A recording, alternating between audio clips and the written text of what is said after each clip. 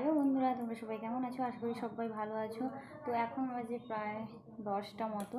তো এখন থেকে আমার ভিডিওটা স্টার্ট করছি। তো এখন চলে এসেছি সবজিপাতি কাটতে।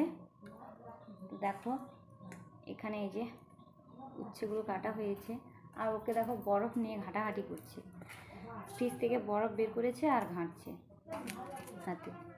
আর এখানে দেখো আলু কাটা হচ্ছে এখন। তো মাছ তো এখনও আসেনি দোকানদারওয়ালা, তো মাছ নিয়ে আসেনি যখন ভাবলাম কি রান্না করব, তার জন্য ভাবছি যে ডিম ঝোল করবো। যদি মাছ এলে তো মাছের ঝোল হবে, আর না মাছওয়ালা যদি না আসে তাহলে ডিমের ঝোল করব। তো রান্না করার আগে তো জানো আমাদের সমস্ত কিছু গোছগাছ করে রান্না করতে হয়।